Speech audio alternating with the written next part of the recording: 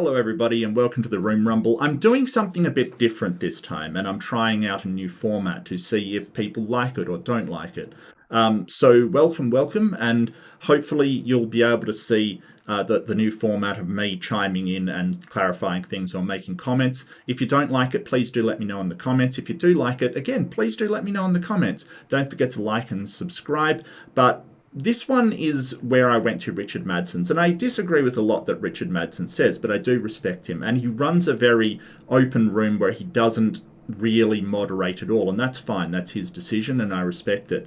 However, you have certain Christians like Joel, who you will meet in this video, who really don't like any opposition to their religion, and they will try and drown you out through sheer will.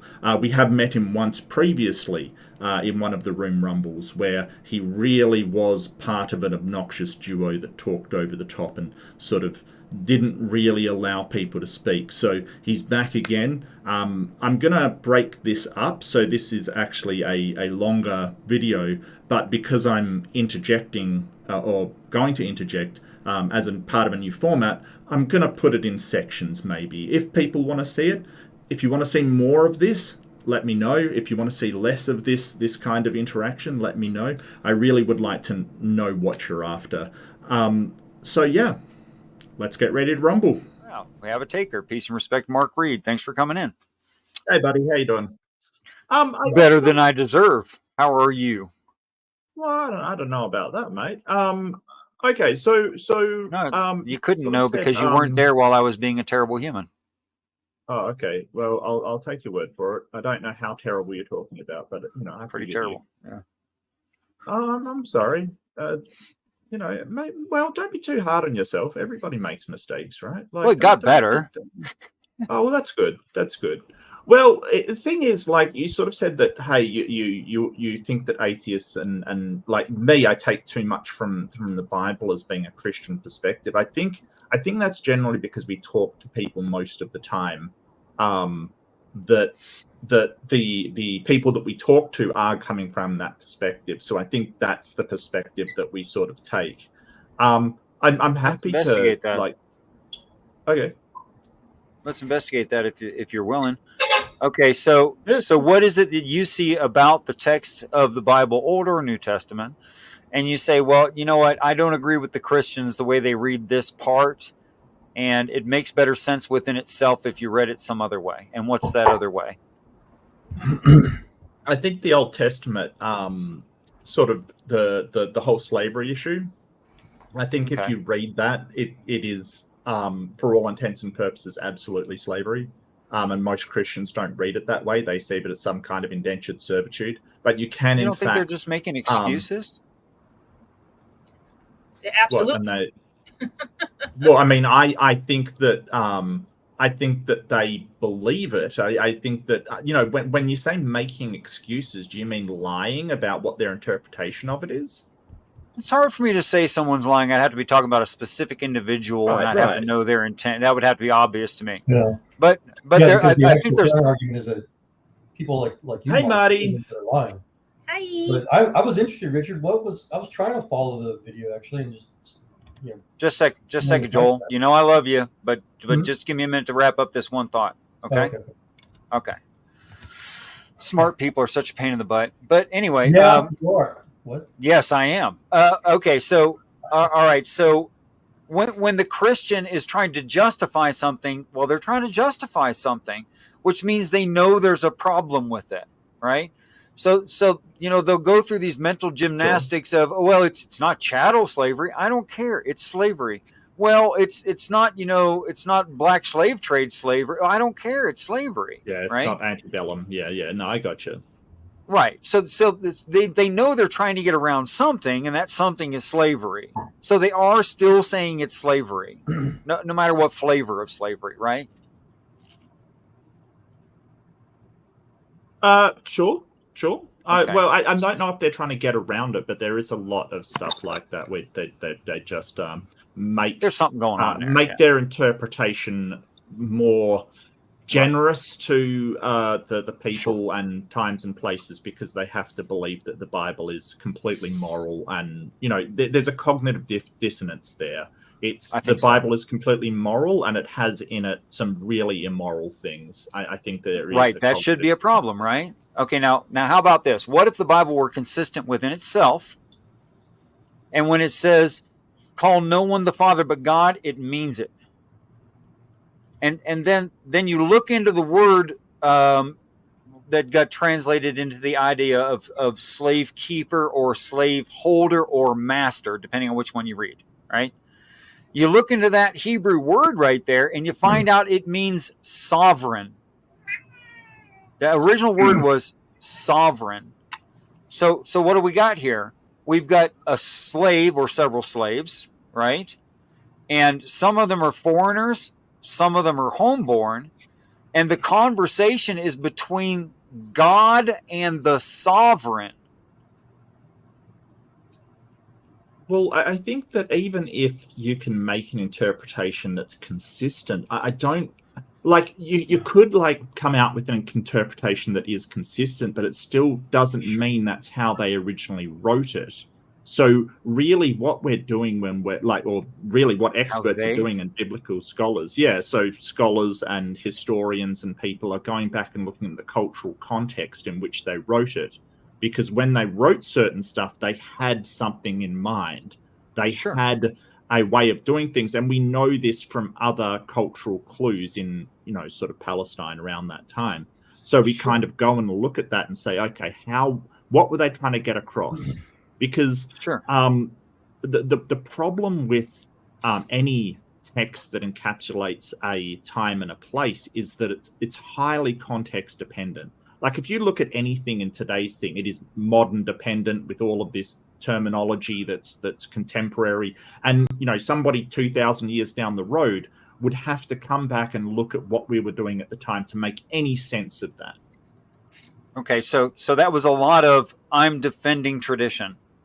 But what do you think of my idea and the observation of the actual words there?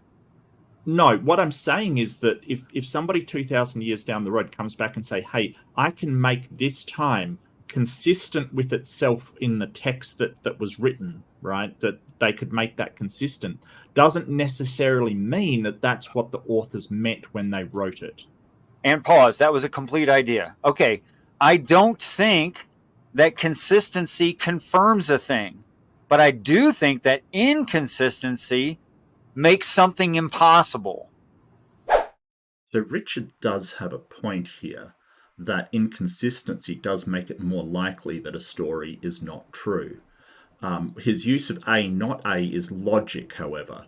It basically is the law of excluded middle, that things are either something or they're not something. They can't be both something and not.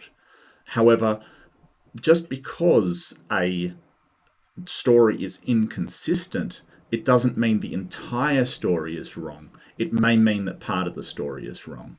But he is correct in that part which is inconsistent, one of the two things has to be wrong.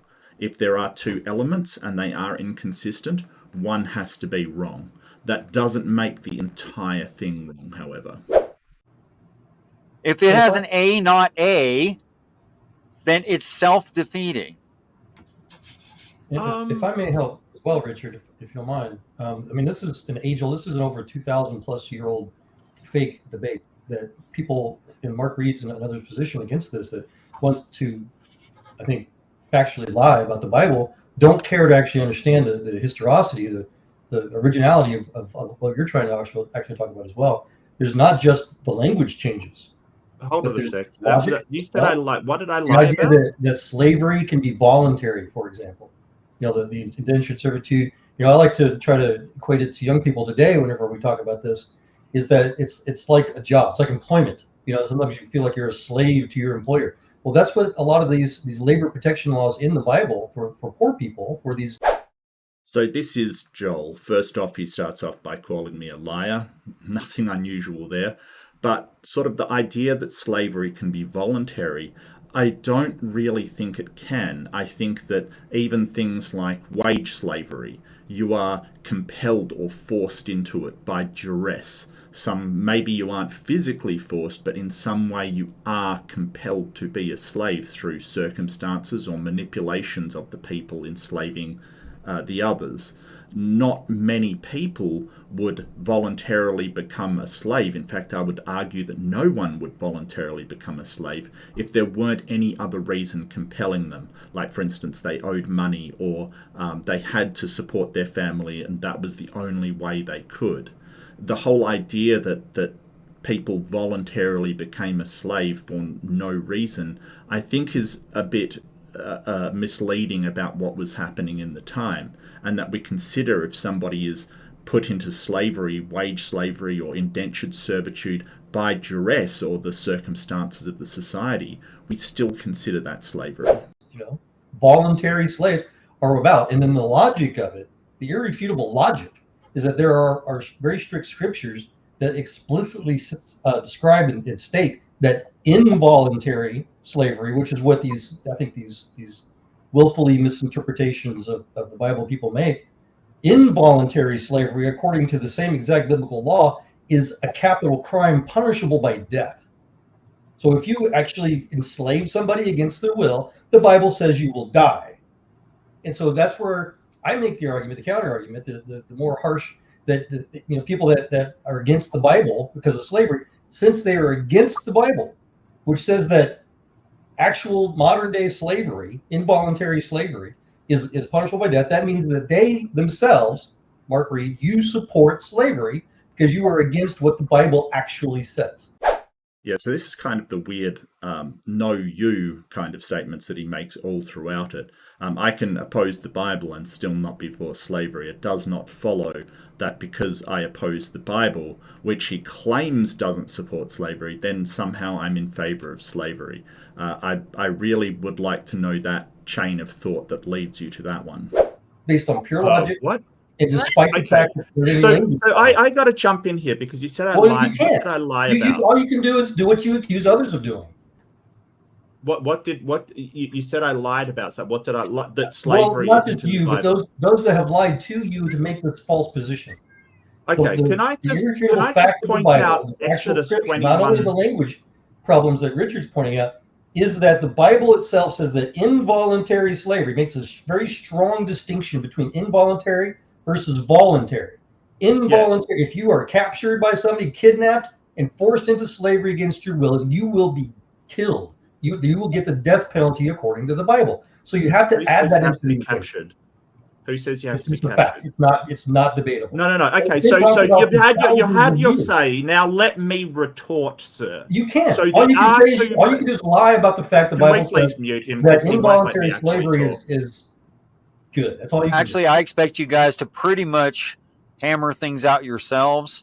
If it gets to where nobody can understand it, if as a third person I can't understand what's being said, I'll ask people to pause longer. But that's all I'm going to do. Shut up and let me talk, Joel, because this is ridiculous. No, that's you just show these agitations. Now, in Exodus, you tell people to shut up. Exodus 21. You're an a-hole, man. Yeah, I did.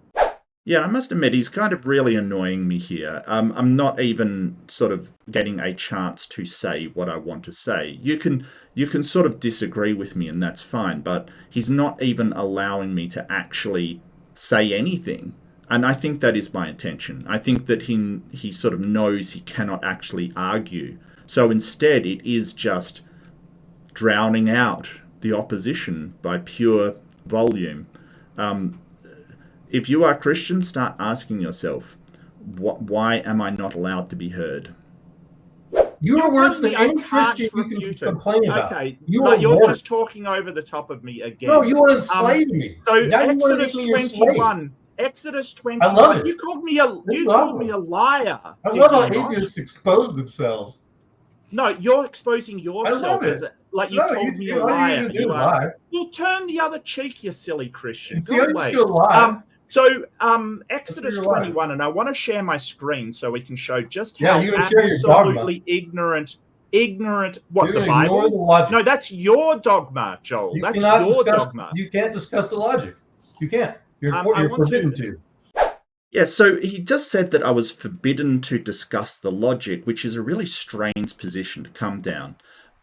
I don't know why I'm forbidden. Maybe he forbids me. Maybe God forbids me. I really didn't want to get down this rabbit hole because we can point to verses in the Bible and actually have a discussion about what the Bible says and whether that is slavery or not. This whole idea that atheists can't discuss it because for some reason they're forbidden to by somebody somewhere is sort of telling that he really does not want to have anybody talk to him about this. He wants his view and wants it to remain intact and does not want to actually talk about it at all. It's very telling of somebody that is trapped in dogmatic beliefs. There is nothing that they either nobody can say to them or that they want to have said to them that will ever change their mind. The ignorance is actually astounding. Okay, so this is Exodus 21. I'm forbidden to discuss the topic that we're logic of involuntary show your true slavery, colors, sir. Show your true colors. Okay, so if you buy a Hebrew slave, there's nothing about capturing. You can buy slaves.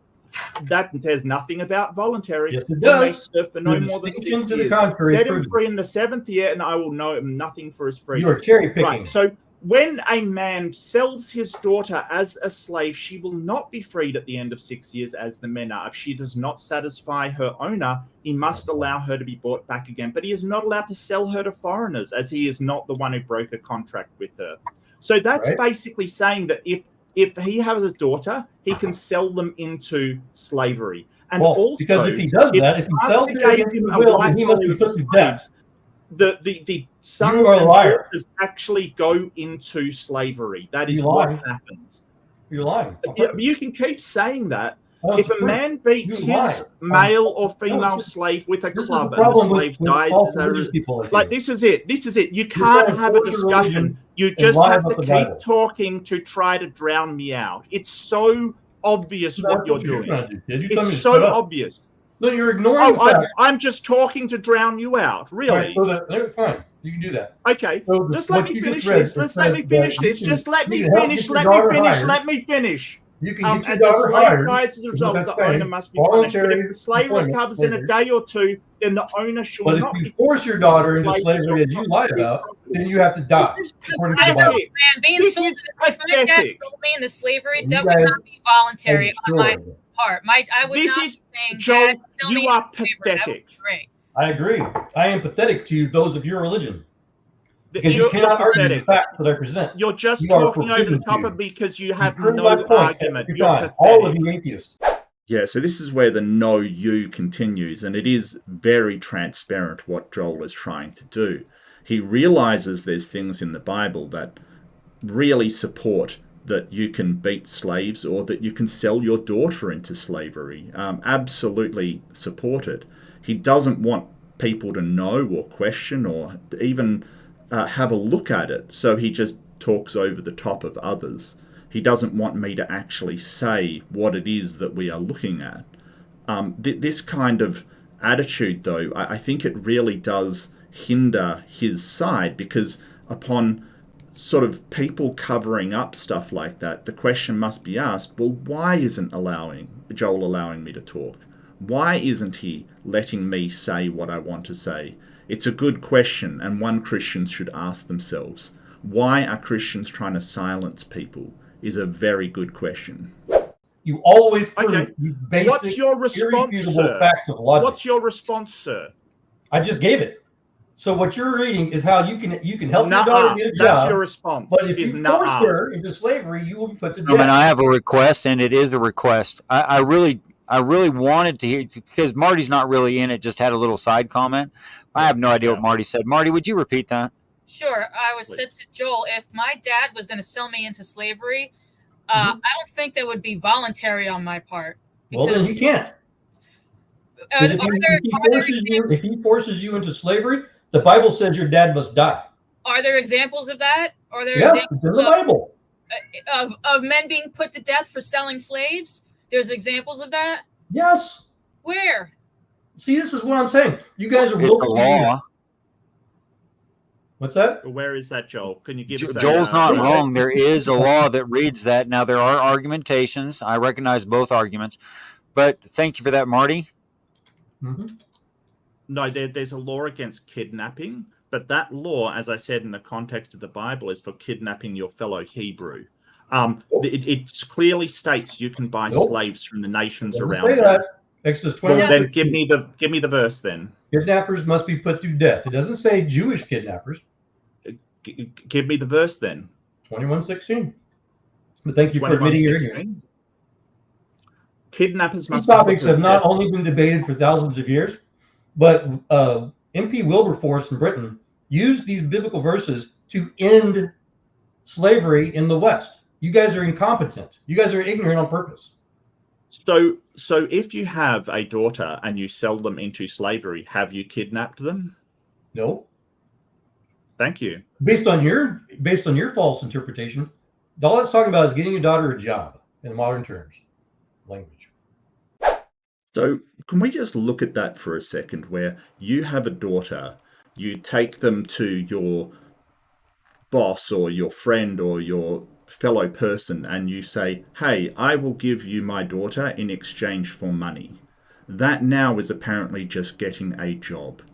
The idea that is employment, that you get financial benefit for giving your daughter in exchange for giving your daughter to somebody is absurd. Not only Joel doesn't seem to understand how slavery works, he doesn't understand how jobs work. Really? So the involuntary selling of your daughter into slavery. Yeah, if your daughter cannot get a job on her own, then you can help her get a... No, that's not the same thing. Sorry, go ahead. Yes, it is exactly the same thing. It's not. My dad got me my first job when I was 16. That's not talking about you then. That wasn't him selling me into slavery. It was according to this language. So I can sort of refute that fairly easily in Exodus 21:32. That means you have to contradict the parts of the Bible that you cherry pick. So the same regulation applies if the ox boy. This is sort of the goring of an ox killing somebody. If the ox gores a slave, either male or female, the animal's owner must pay the slave's owner 30 silver coins and the ox must be stoned. So here we see a clear-cut indication that if, and the Exodus has a lot of stuff to do with that, who pays who if some sort of transgression happens. This is a case where someone gets injured and they don't get compensated for it. Their owner gets compensated. So that clearly, because that slave is their money, it is their property, and that is slavery. The Bible contradicts you. Aiden, I think it's because Christianity was really popular in Europe back then, and so a lot of fake pagans and atheists would adopt Christian language, like Richard tries to preach against, and so they would use pagan or humanistic ideas and concepts to enforce antichrist positions. It took a long time for, and other Christians back then were trying to fight against it too, but it's been more obvious more recently. I'm really confused. One of the places you see slavery today, for example, are in the East.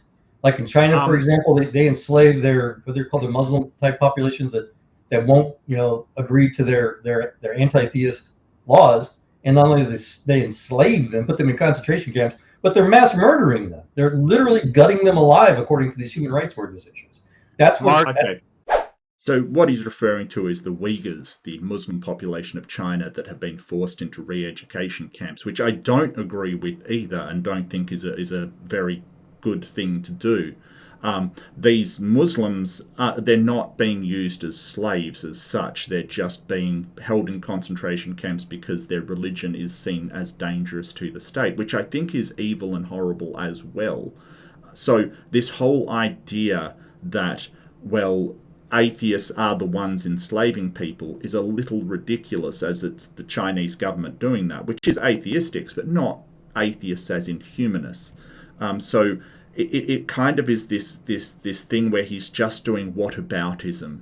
What about the Uyghurs in China? And that sort of whataboutism shows that, the Bible advocates for slavery as well, because he's saying, the Chinese are doing it and they're the ones really doing it. But essentially, this is just an attempt to change the conversation. If you want to avoid slavery, then you don't be an atheist. This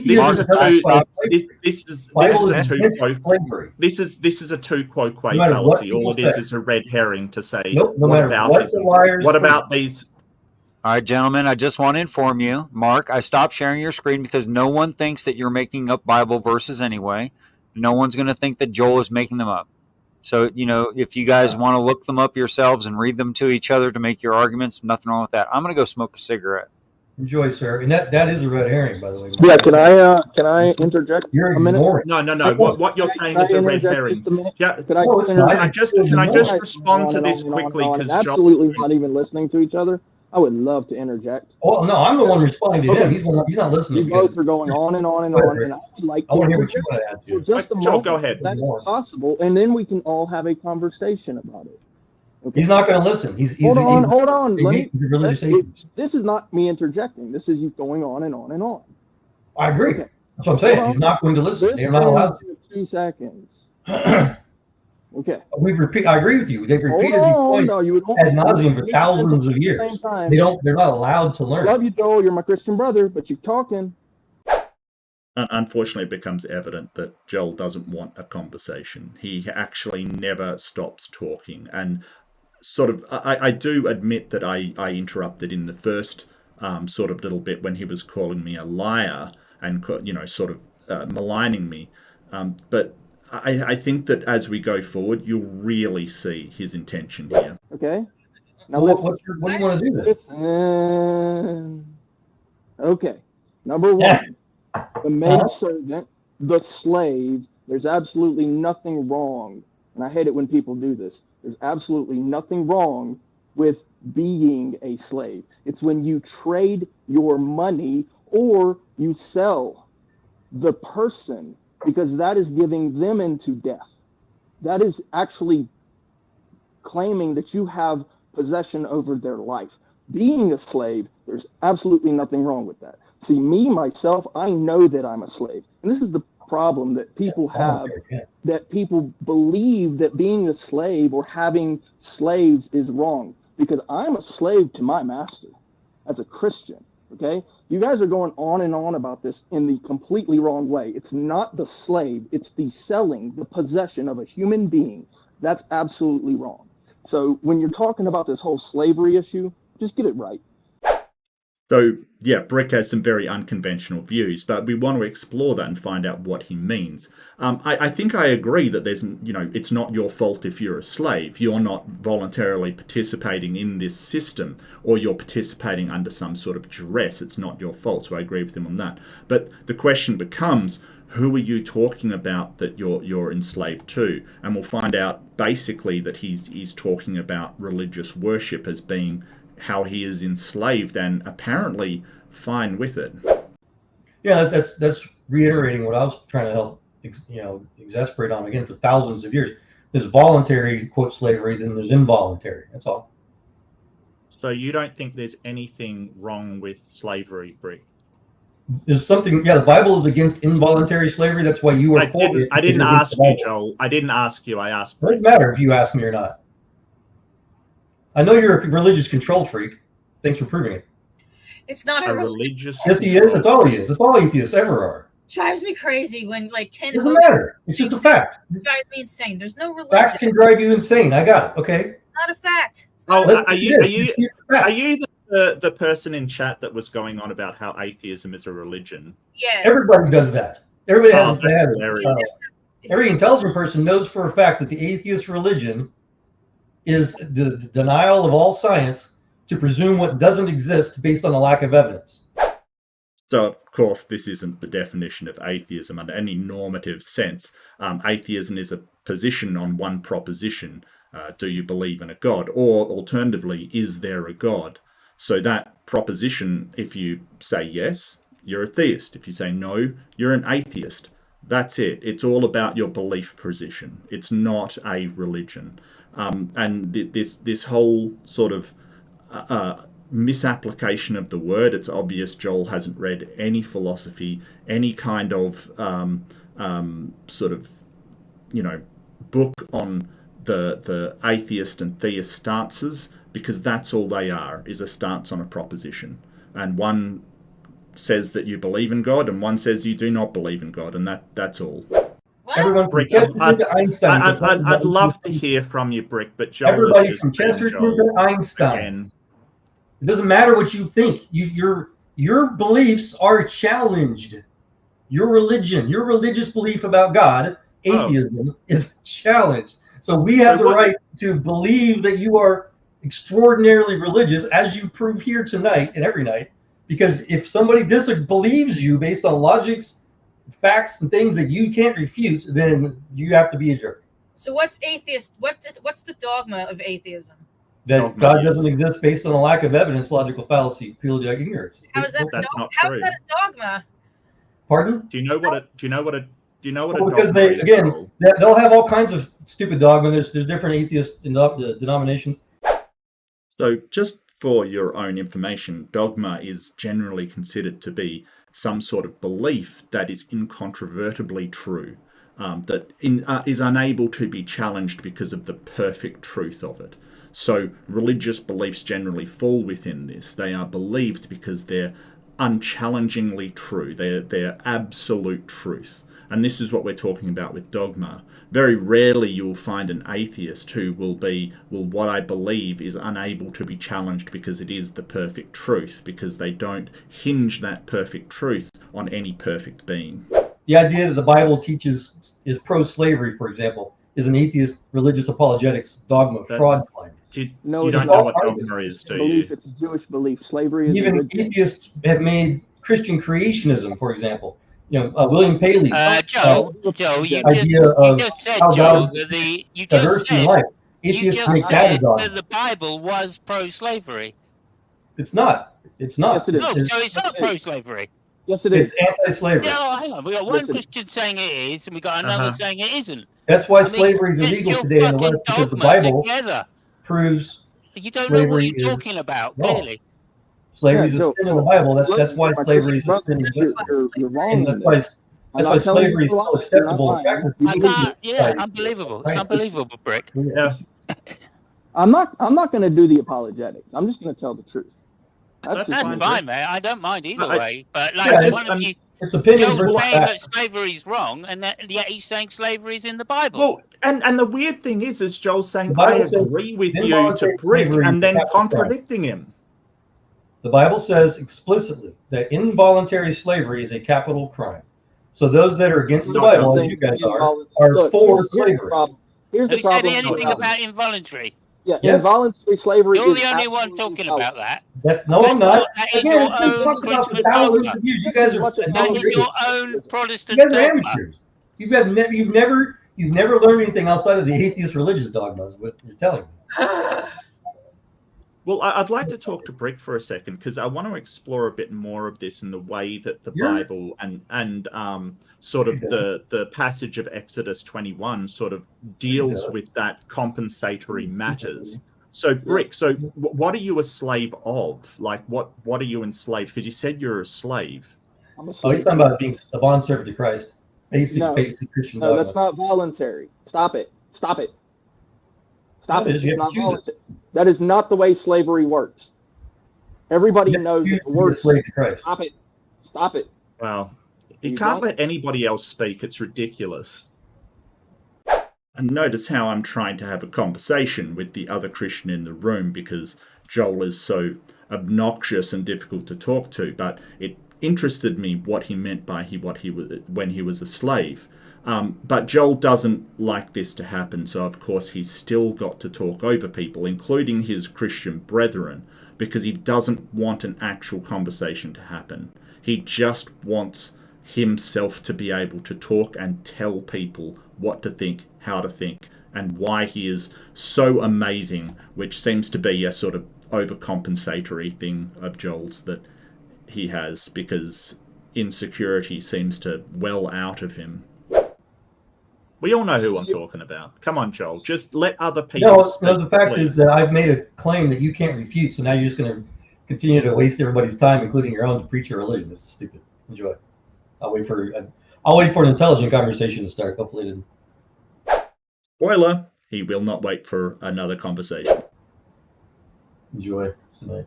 So yeah, slavery. I did bring it up, by the way, the verse, and I brought it up in the Blue Letter Bible to make sure. Yeah. If you guys don't mind, I wanted to know more about what Richard was trying to show tonight. Were anybody else trying to pay attention to that? I asked a question to Brick, but he hasn't been able to answer it because Joel's been talking non-stop. So, Britt, what are you a slave That's to? why. Because you said you're a slave. So slavery is synonymous with servant, right? So we know that a servant is Yeah. pretty. You can volunteer for servitude, but who would do that, right? Like slavery, servitude, nobody's going to absolutely completely volunteer for that. If you're going to serve, it's because, well, you're just kind of stuck in that position. Like, for instance, you're a slave to mechanics, to physics. You are a human being. You cannot fly. You do not have wings. You can't go, 4 miles deep in the ocean. You just can't do it, right? Okay. So You can with technology, but that's semantics, though, isn't it, Rick? Hold on. We know this. We are a slave to the physical form. Mhm. But because I'm a slave to the physical form, I have to do what the physics allow me to do. I know who the creator of those physics are. So I'm a slave to him. I've helped build I rockets that defy those physics. So Joel, Okay. do me a favor. Mark really wants to hammer this out with me. He wants to understand. No, they don't, Rick. This is obfuscation. They're very disingenuous. No, Mark really wants to stop. Yeah, so even though I do actually want to find out what Brick means, and it seems that he means that slavery is being beholden or controlled by anything, including physics and things like that. Joel doesn't want me to be able to talk, and it really does show an incredible level of insecurity on his part that he cannot even have me talk to anybody else in his presence, because apparently I cannot refute what he said. It more seems like to me, and really to everybody else, that he is so insecure about his own position that he cannot allow somebody to talk at all. He wants to understand a moral reasoning. Am I correct, Mark? Yeah, well, kind of, and I think I just want to understand your position, because I find it weird in today's, looking and seeing what happened in antebellum slavery and even wage slavery of the modern era. I find it hard to believe that anybody's truly in favor of slavery. And so when you sort of say slave to gravity and a slave to all of those things, I mean, I get what you're saying, but I would see that more as metaphorical than in actuality kind of thing. Like you're a metaphorical slave to gravity. And you sort of said like people volunteer, who would volunteer for that, but people back in the day did. They got into financial struggles and they actually put themselves as a servant or a slave. And I totally agree that the language was kind of interchangeable, but I think that today we would definitely say if somebody was living as somebody back as a servant or slave back in the times of Exodus, we would certainly refer to that today as slavery. Yeah. So one of the funny things about the Western world is that the Western world has taught people to be independent. And so what does that mean? Independent. That means that you're not dependent on anything or anybody. But of course, we know that that cannot be possible because you're going to at least be subject to the physics and some other things. I just go one step further and say, okay, well, who's the creator of all of that? So yes, you're right that it's the figurative sense, but there's also a personal level there for me personally, because I accept that the creator is my master, right? And he also put into position someone underneath him, which is, to me, it's the Christ. And then, going down from that, I'm also subject to my actual physical father's will at times. If he needs me that much, like, I'm going to go to him. You know what I'm saying? So servitude, Rick, to keep it in context, as a voluntary servitude, you can decide. Every time we sin, we decide to not be a slave to Christ, for example. Yeah, so this is Joel apparently keeping out of the conversation until something more interesting comes up. As you see, he completely failed. And I understand what Brick is saying, but I wouldn't think that you're a slave to your father, like a person in ancient Palestine would be a slave to their master. I think we're talking about two different things here. I think that when he says that he's a slave to God and Jesus, I understand what he means, and he may truly honestly believe that. I don't believe in those figures, those deities, so I wouldn't feel that I'm a slave to those entities. However, that's not really what we're talking about when we're talking about the concept of slavery right now. It is humans enslaving humans, not religious enslavement to your creator. No, you're going to slave regardless to physics. Therefore, you will slave. That's a different topic. As a Christian. We're talking about, if you're a Christian, you understand. So if you're a Christian, you do understand that you are a slave first to God. Right. That's voluntarily. We're a bond servant. So you know the bond servant thing where you get your you can't fly. Form of slavery. Bond servants are a form of slavery. But it's willful versus involuntary versus non-willful. It's impossible to be a non-willful servant. Look, Joel, you cannot fly, right? Okay. Yes, so I can. I'm going to skip over this next bit because it really is just Joel and Brick arguing about what the topic of the conversation is. Obviously, we're not talking about being a slave to physics or being a slave to natural properties or natural laws. We're really talking about people having another person as their property. That is the definition of slavery. And that's really what we're talking about. Voluntary slavery versus if you can own somebody against no such thing as voluntary slavery. Well, that's not really what I'm using as slavery, Joel. Like voluntary slavery, where someone is, say, put in financial peril and they have to work for somebody for either a pittance or no wages at all in order to survive. Right. That is classified as slavery. Mm-hmm. That's voluntary slavery. I agree. That's what the Bible talks about. That's why I described it, I believe, accurately in protection law. Slavery is in the Bible. Right. As voluntary poor protection labor laws, correct. Because involuntary slavery is a sin. So slavery is in the Bible. As a sin, you will be given the death penalty if you force somebody into slavery. Change your fucking mind every 5 seconds. Oh my God. That's the part that a lot of these false religious people don't want to add to the facts of their apologetics. If you force somebody into slavery, the Bible says you should be put to death. Period. No, it says you can buy your slaves from the nations around you. It doesn't. That's voluntary.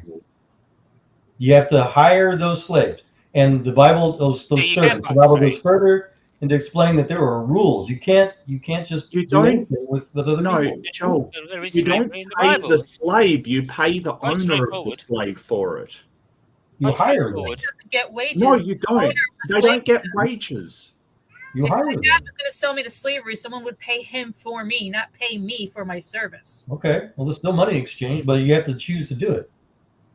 Back in that day, if your father says, you're going to be sold to slavery, you're going to be sold to slavery. No, it's the same exact as today.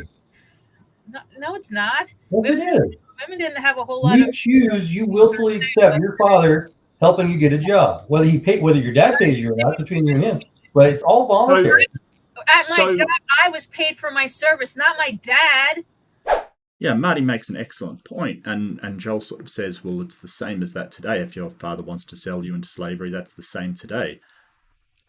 Undoubtedly, it's not, and I really worry about what Joel thinks the modern world is doing when a father tells her daughters she has to get a job. He doesn't receive money for that.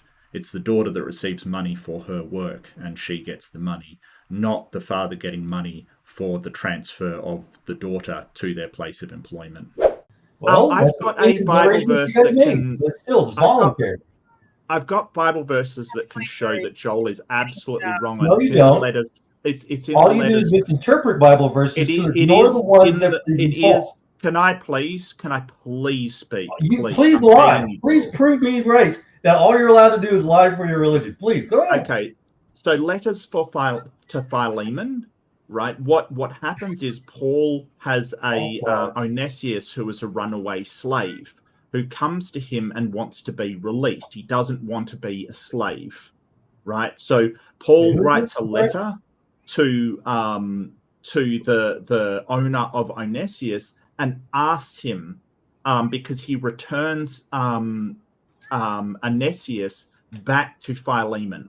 But he writes a letter to Philemon asking him to release him because he is like a son to a son to Paul and a brother in Christ, basically. Okay. Right. This So is from the New Testament. yeah. Do share us the details. I think that might be missing a question, Mark. Marlon, nobody cares what he's a slave to a person who is of what religion? Or are they? They're all Christian. They're Christians. I know. I'm just finding the verse now. Onesimus, yeah. Slave. So 12, I am sending him who is my very heart back to you. I would have liked to keep him with me so he could take your place in helping me while I'm in chains for the gospel, but I did not want to do anything without your consent, so that any favor you do would not seem forced but would be voluntary. Perhaps the reason he was separated you for a little while is that you might have him back forever, no longer as a slave, but better than a slave as a dear brother. He is very dear to me, but even dearer to you as both fellow man and brother-in-law. So if you consider me my partner, welcome him as you welcome me. If he has done you any wrongs or owe you anything, charge it to me. Paul, I'm writing this in my own hand. I'll pay it back, not to mention myself. I do wish, brother, that I have some benefit for you, and the Lord refresh my heart in Christ, confidence of obedience. I write to you, knowing you would do more than I ask. Right. So he's basically asking the owner, Onesius, to free. He's asking the owner, Philemon, to free Onesius. Right. He's saying, hey, please, I'm going to send him back to you, but as a favor, free him for me. So with a name like Onesius, we can probably grant that he's Roman. Yeah, sounds right. A pagan? I'm just saying what's most likely. Yes. I love how Paul described him as a fellow missionary co-worker and wanted to say he's better than just a regular slave. Yeah. Yes, he was acting as some kind of evangelist, apparently, with Paul. Right. Yeah. Some kind of missionary, right? Okay, so this actually works quite well with my original statement, and it's one of the necessary repercussions of the Bible if it's consistent within itself, which if it isn't, you can make it into anything you want. That when it says sovereign, it means Christ, and that's the slave keeper. And when it says Father, it means the Father in heaven, and that's why the conversation is necessary. So I brought up on screen Aved and its root word abad, because it was talking about being not just a servant in any capacity or slave, but also includes the idea of being a volunteer worshiper, which is the case here that you're bringing up. So it makes perfect sense to me that if it's talking about who is committed to whom, that is to say, to the Christ that saved them, or did the Father save them, which is sometimes the case, such as the case with the Hebrew people, which is why you have different rules for homeborn slaves than foreign slaves, like in the case of this Roman. Well, he's not a Roman; they're all Christian. They're not pagan. They're a Christian. Yes. If Onesius. Well, Onesius is the slave, so what he thinks doesn't really matter. He's a slave. It's just that the name Onesius doesn't sound very Aramaic or Jewish or Hebrew to me. Well, yeah, this is in the time of Paul. So Paul's been imprisoned, and he has Onesius run away from his master to be with Paul. Okay, so this isn't like this is post resurrection time. So this is after all the evangelizing and the preaching. You know, they've traveled the world. So that's in the letters to Philemon. Well, if I may, Mark, I think Galatians 3:28 further contradicts your apologetics or your false biblical interpretation. Which Galatians? What, sorry? 3:28. 3:28. Yes, sir. Is that what you said? Yes, sir. Galatians 3:28. It's good to keep things in context. There is neither Jew nor Gentile, neither slave nor free, nor there is male and female, for you are all one in Christ Jesus. So this is sort of poetic language that sort of says, hey, everybody is equal under Christ, according to the Bible, according to Galatians 3:28. However, the problem there is that it says there's no male or female either, whereas I'm sure Joel would say, no, that's an actual thing. It also says there's no Jew or Gentile. It's really talking about the equality of people under Christ. But the problem is that it completely outlines that there is slave nor free. So that means there is no free people under Christ and there is no slaves. This reads a lot more poetic than an actual implication that slavery is wrong. All those prejudices are gone in Christianity. Oh, so there's no male and female in Christianity? Nope, we're all the same. So there's no actual male and female that exists. You don't think that's a thing? Only temporarily in this world, not in the next. Well, not is there only temporarily slave and free in this world? Yes, that's why it's going away. Thank God. Okay, so slaves do exist in this world. Thanks to atheism and in Antichrist, yes, sir. Okay, I don't get how this refutes me in any way, shape, or form. Well, because you're stuck in indoctrination, I believe. With all due respect. Okay, so it's basically saying there is neither Jew nor Gentile. So it's basically saying between Christians, don't look at Jews and Gentiles as different people. Neither slave nor free. So it's saying don't look at slaves and free people as different people. Look at them as the same. And there is nor is there male and female. So don't look at male and female people with any kind of difference. Look at them the same. They're all one in Jesus Christ. But everybody will acknowledge that there is Jews, there is Gentiles, there's slaves, there's free people, and there's male and female. Only on this broken world. So this is really a reference to classism. This is really a reference to classism. This has nothing to do with what is actually a slave in the idea. I agree. Well, it says the word slave and free, so I disagree. Yeah, and this is a problem with Joel. If they say two words he's talking about, he'll interpret it how he wants. But as Brick has quite correctly pointed out, this is more to do with treatment of classes rather than saying those classes should not exist. Well, it also says there's no male and female, but we wouldn't say, hey, male and female just don't exist. What they're saying is don't treat these people differently.